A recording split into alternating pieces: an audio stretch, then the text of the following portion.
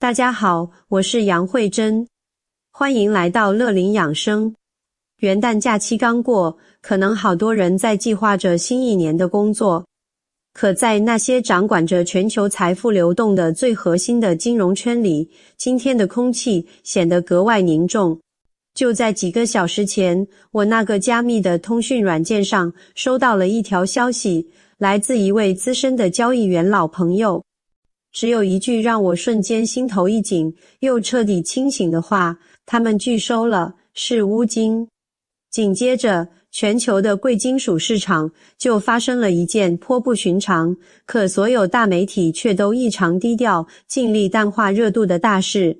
一批从伦敦，从那个代表着全球黄金最高信用标准伦敦经营市场协会，也就是 LBMA 的认证仓库里发出来的标准金条，在运到中国上海黄金交易所入库做检测的时候，被中方以罕见且明确的态度挡在了门外。拒收的理由是6个让业内人士感到非常严肃的字：物理性质异常。这直接指向了一种在高端造假领域中才会涉及的技术手段，用钨来部分替代黄金。如果这个消息的实质内容最终得到确认，那么我们过去这100年建立起来的看起来稳固的全球金融信用体系，可能在接下来的时间里就要面临深层次的信任考验。这并非一次简单的质量争议，这更像是触及金融体系深层问题的一个信号。市场已经出现了反应，现货黄金的电子盘报价还在每盎司$3000上下波动。可是在亚洲，在中东的那些侧重于实物交易的私下市场里，真金条的成交价已经悄然涨到了$4500，甚至有人出价$5000，就为了能够迅速拿到现货。今天我要一层一层带大家理清这桩可能对全球金融产生深远影响的事件的前后关联。我们要弄明白，为什么偏偏是钨，为什么是中国，在这个时候提出了明确的质询。被无数人关注的伦敦金，其运作机制究竟是怎样的？以及，如果金价因为市场情绪和结构变化而出现显著波动，我们普通老百姓该怎么在这样的环境中审慎管理好咱们手里已有的财富？这一切都得从元素周期表上那个与金性质相近的元素钨说起。为什么是钨？造假者怎么就盯上它了？这得回到基础物理知识。在元素周期表上，金的原子序数是79，密度是每立方厘米 19.32 克，而钨呢，原子序数74，密度是每立方厘米 19.25 克。大家看出门道了吗？它们的密度只差了4/1000，这意味着什么？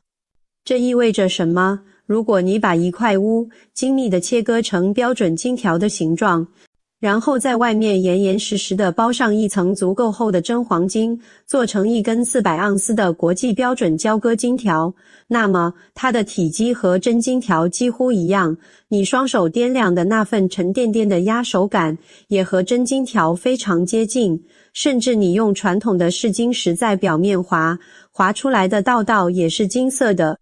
你用阿基米德排水法去测密度，限于测量误差，你很可能不易发现异常。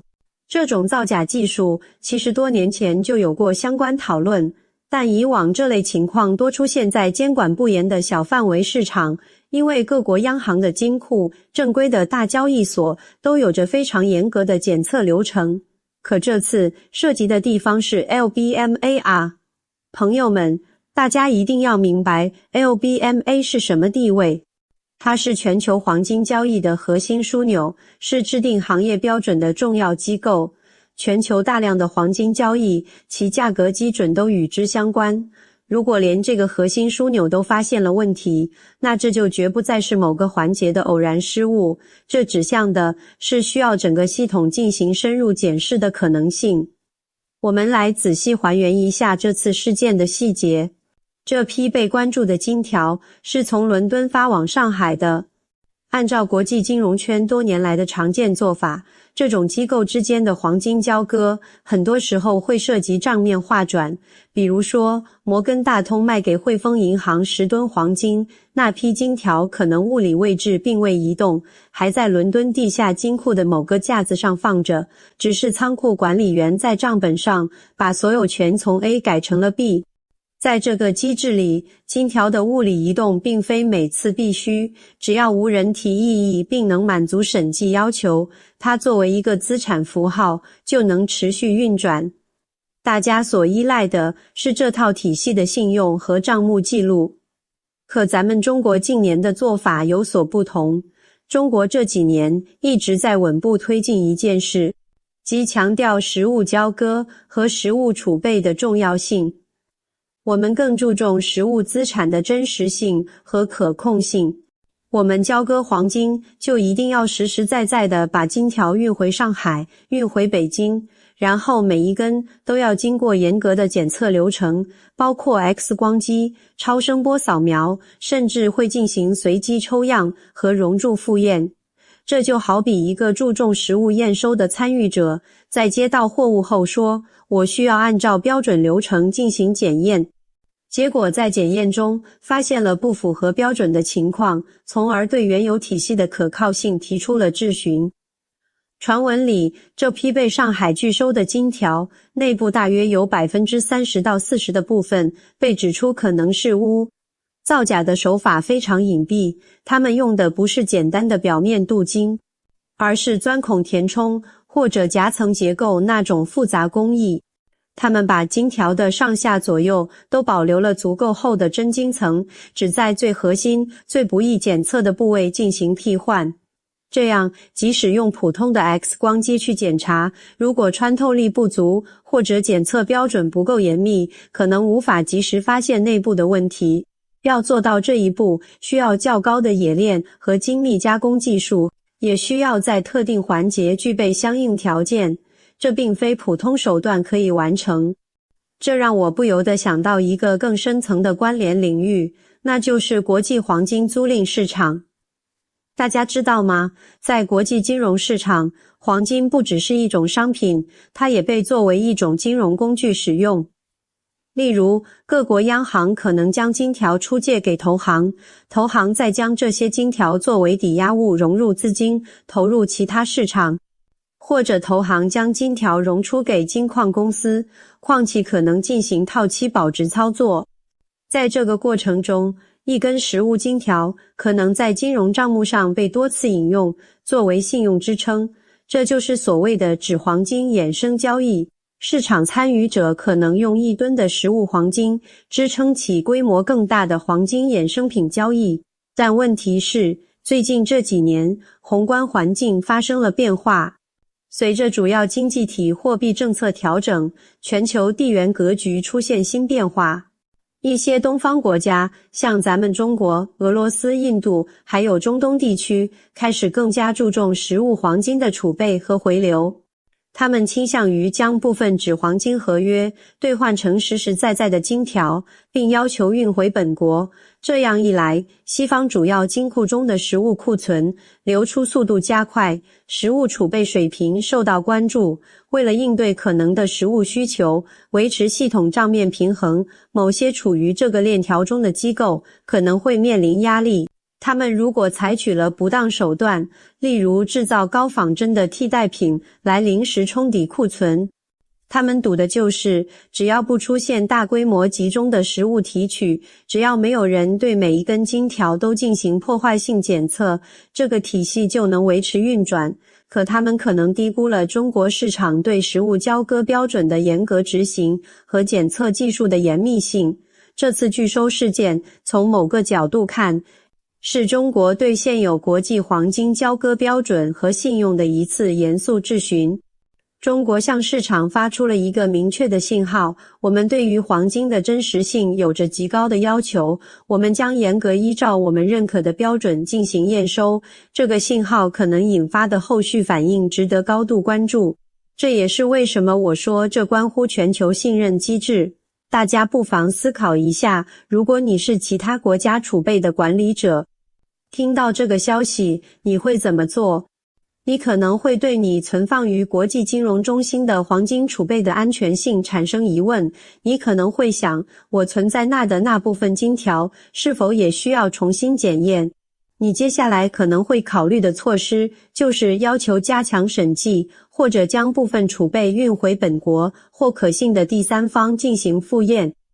当主要的持有者都开始加强这方面要求的时候，对实物的关注和需求会显著上升。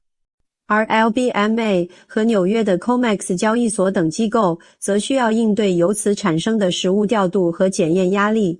根据很多业内分析，黄金衍生品市场的规模与可及时动用的实物黄金存量之间可能存在较大倍数关系。也就是说，每一份黄金衍生合约背后并不总是有等量的立即可提取的实物金条对应。一旦市场对实物的需求集中显现，这个倍数关系会使得实物供应变得紧张。到那个时候，黄金价格可能会出现结构分化。一方面，期货 ETF 等衍生品价格可能因流动性、投机等因素大幅波动，甚至出现下跌。另一方面，实物黄金的市场价格可能因为获取难度增加而出现显著溢价。那时候，一盎司实实在在的真黄金，其市场价格可能远高于衍生品报价，而且供应可能紧张。这就是我提示大家关注金价可能出现结构性差异的底层逻辑。这不是进行价格炒作，这是在分析当市场更加关注实物本身，金融衍生品信用受到质疑时可能出现的价格表现。现在，我们把眼光再放大一点，这难道仅仅只是黄金一个市场的事吗？不，其影响可能更为广泛。这是一场涉及国际金融格局的深刻变化。眼下是2026年，主要经济体之前为了应对通胀而采取的货币政策，实际上已经让全球对货币信用的讨论更加深入，全世界都在探索多元化的储备和支付方式。一些新兴市场国家正在探讨新的国际货币合作体系，而这个新体系可能希望将黄金作为重要的价值参考。在这个关键时期，由传统发达国家主导的黄金体系，如果出现重大信任疑问，这对整个国际货币体系来说将是一个重大挑战。它意味着传统体系可能需要在终极价值储藏物黄金的保管和信用方面重新赢得全球信任。如果市场对传统中心的信任下降，那么可能会转向那些坚持严格实物交割、检测标准明确的市场，比如咱们的上海黄金交易所，比如迪拜的黄金中心。这可能引发全球资本流动和资产配置的调整，资金可能会从一部分西方的金融资产中重新配置，更加关注东方的实体资产和实物资产。说到这儿，我知道咱们乐龄养生的很多老朋友可能已经有些担忧了，特别是那些在银行买了账户黄金或者持有黄金 ETF 基金的朋友，心里肯定在思考。你们一定想问，慧珍啊，你别光分析大局了，直接告诉我，我现在该怎么理性应对？我手里的纸黄金产品该怎么处理？现在去购买实物金条是否合适？万一我担心买到不符合标准的产品怎么办？好，接下来的话就是给大家的一份理性参考建议，请大家一定留心，每一条都需要您结合自身情况审慎考虑。第一，请认真审视你手里所有的纸黄金和非实物完全支撑的黄金 ETF 等产品。如果你持有的是银行的账户金、积存金，或者像一些不承诺你能随时兑换出特定实物的黄金 ETF 基金，请你现在就要理性评估它们是否符合你的长期资产配置目标。为什么？因为在市场情绪波动和结构变化中，这类产品可能面临不同于实物黄金的风险。它们的价值依托于发行机构的信用和兑付能力，你相信发行它的银行或者基金公司有能力履行合约。可如果发行机构自身在实物储备或托管环节出现问题，或者在极端市场情况下无法满足大规模的实物兑换需求呢？当市场出现特殊情况，发生急中生疏时，这些机构可能依据合同条款，采取现金结算等方式进行处理。到那时，实物黄金的市场价格可能已经因为供需关系发生变化，而你持有的纸黄金产品可能按当时的市场价格进行现金结算。你这本想用来多元化配置的资产，其实际表现可能与你的预期有所差异，所以需要仔细阅读产品条款，理解潜在风险，做出审慎决策。第二，如果考虑配置实物黄金，需要有策略、有方法。注意，我说的是实物，是你能真正持有、看得见、摸得着的金条或金币。很多朋友可能会说，慧珍，现在金店的金条每克比国际金价有溢价，成本不低啊。朋友们，到了这个时候，咱们需要权衡的是资产属性的不同。第三，你现在考虑的不仅仅是一种商品，也可能是一种具有特殊属性的资产，是在复杂经济环境中的一种多样化选择。如果市场对实物黄金的真实性持续关注，那些信誉良好、渠道可靠的实物黄金，其需求可能会增加，到那时购买难度和溢价可能更高。那么，怎么选择才能最大可能的保障权益呢？这里头有讲究。首先，较为稳妥的是各国官方造币厂发行的带有面额的金币，比如咱们中国的熊猫金币、美国的阴阳金币、加拿大的枫叶金币、澳大利亚的袋鼠金币。为什么提及金币？因为金币工艺相对复杂，有精细的浮雕、独特的边齿和防伪设计，而且通常较薄。造假者想在这么薄且工艺复杂的金币里动手脚，成本高，难度大，而且这是法定货币，受法律严格保护。其次，可以选择知名国际金链厂生产的小规格的金条，比如50克、100克的。从技术上讲，小规格产品内部做手脚的空间相对更小。购买时，尽量选择像瑞士、PAMP、赫利士或者咱们国内几大国有黄金企业出品的信誉好的品牌，并且要确保原厂密封包装完好，保留好购买凭证和证书。第三，了解一些基础的鉴别常识，作为辅助参考。既然市场出现了信任讨论，那我们自己也需要增加一些知识储备。咱们普通人家虽然不具备专业检测条件，但有几个简单方法可以辅助识别一些低劣的仿制品。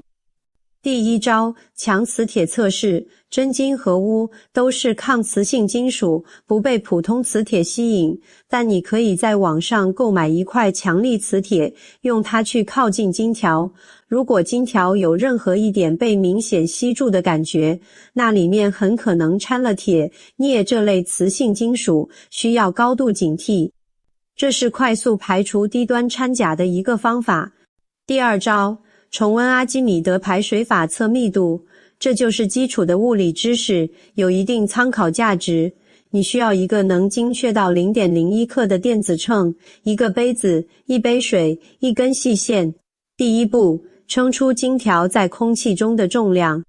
第二步，用细线拴好金条，完全浸入水中，称出它在水中的重量。然后用公式计算密度。虽然钨的密度和金很接近，但如果掺入了银、铜等其他金属，密度差别就会显现。这招有助于发现明显异常。第三招，听声音。拿一枚金币或者小克重的金条，用另一块金属轻轻敲击它。真金的声音通常是沉闷的、短促的，没有悠长的回响。而如果里面掺了较多其他金属，声音往往会比较清脆，有较长的金属回音。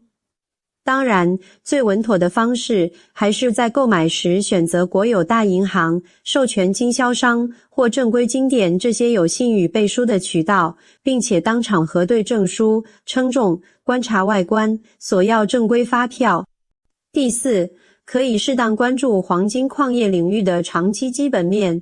如果你认为实物金条当前溢价较高，或者对购买渠道有顾虑，那么还有一个相关领域可能值得研究，那就是那些运营规范、资源储备丰富的金矿公司的股票。为什么？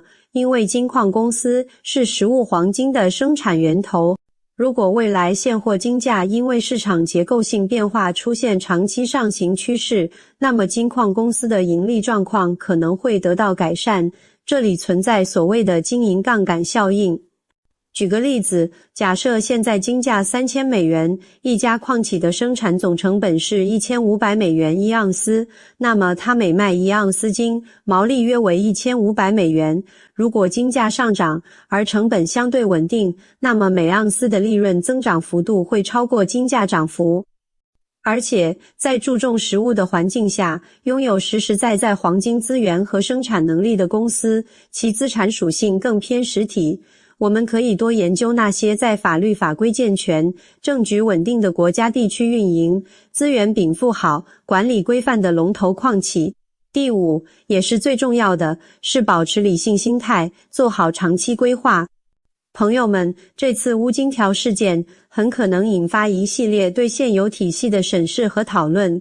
也许在接下来的时间里，我们会看到相关方面出来进行说明，看到 LBMA 等机构发布声明解释情况，看到金价因为各种信息而出现波动。咱们需要以理性的态度看待这些信息。大家要明白一个道理，任何复杂的金融体系都需要持续的维护和信任来支撑。当一个体系在某个环节出现问题时，往往需要系统性的检视和修正。我们正处在一个全球格局深刻变化的时期，不只是黄金，国际货币体系、债务结构乃至全球金融治理都在经历调整。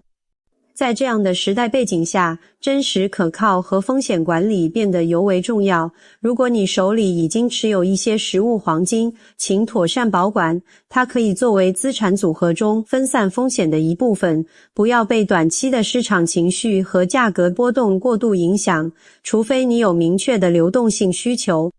最后，慧珍想跟乐龄养生的家人们说几句心里话。我做这个频道一直是想和大家分享一些有价值、有助于守护健康与管理财富的知识。有时候信息听起来可能有些复杂，甚至引发思考，就像今天聊的黄金市场事件，它促使我们更深入地看待国际金融体系。但是，了解信息不是为了让我们焦虑，恰恰相反，是为了让我们更加明白，能更清醒、更从容地去规划生活、管理资产。